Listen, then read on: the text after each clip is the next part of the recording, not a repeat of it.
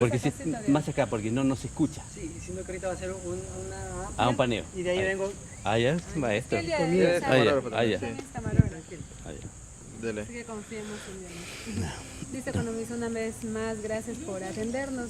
En esta ocasión nos gustaría que usted nos ayude a comprender, primero desde el concepto, qué significa riesgo país y más adelante hablar un poco sobre los puntos y el aumento que ha tenido justamente el Ecuador. Riesgo país, es decir, todos los países en el mundo en un momento determinado tienen riesgo. Y todo esto va a depender de las condiciones económicas, políticas. Van a depender también de cómo se están llevando las situaciones a nivel del gobierno. También puede ser si incluso tempestades como terremoto, o incluso la ubicación geográfica, también influye en esto de riesgo país. Hay normalmente a través, a nivel mundial, estas empresas que se dedican a calificar riesgos, son las calificadoras de riesgo. Por ejemplo, la JP Morgan es una empresa multinacional muy grande y es la que está calificando cuál es o visualiza qué es lo que podría pasar en un determinado país. Y a partir de ahí se establece el conocido riesgo país.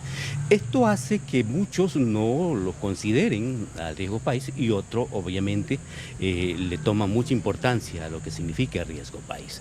¿Y qué significa riesgo país? Entonces, significa, es una relación entre las tasas de intereses con relación a los bonos que emite el gobierno de los Estados Unidos.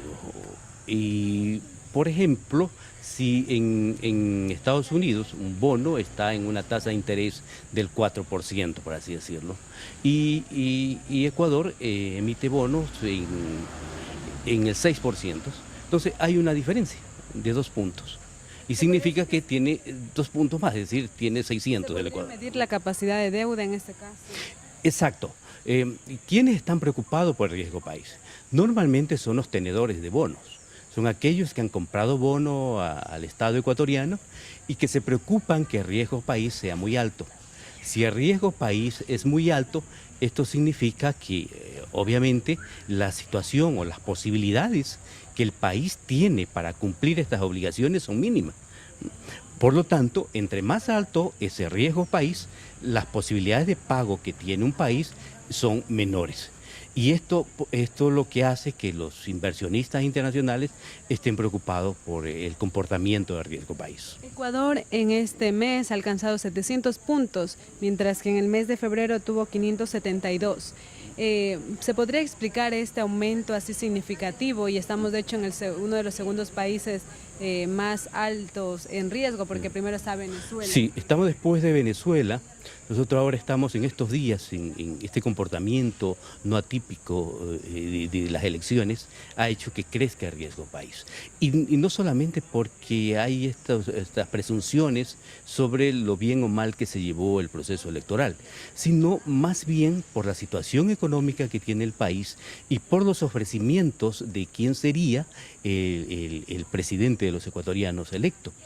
Ha hecho un sinnúmero de ofrecimientos y al mismo tiempo tiene un gran déficit en el presupuesto general del Estado, tiene una gran brecha fiscal y por lo tanto, si no tiene recursos y al mismo tiempo tiene que cumplir con las obligaciones y las ofertas de campaña, la pregunta y el nerviosismo a nivel internacional tiene asidero. Es decir, si no tiene recursos, ¿cómo piensa cubrir todos estos ofrecimientos que ha hecho?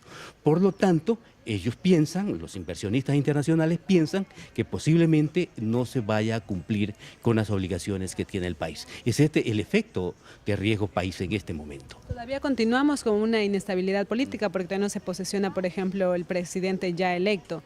Pero, ¿qué podría pasar en estos meses? A lo mejor podría aumentar ese riesgo país en el Ecuador, ¿o cómo cree usted desde su punto de vista? Sí, el riesgo país seguirá aumentando hasta que nos resolvamos esta situación. Aparte del tema económico de fondo, ¿no? Evidentemente la no estabilidad en una economía y en un país crea o hace que el riesgo país aumente. El nerviosismo internacional aumenta a medida que en el país hay situaciones de orden no típicas. ¿Se podría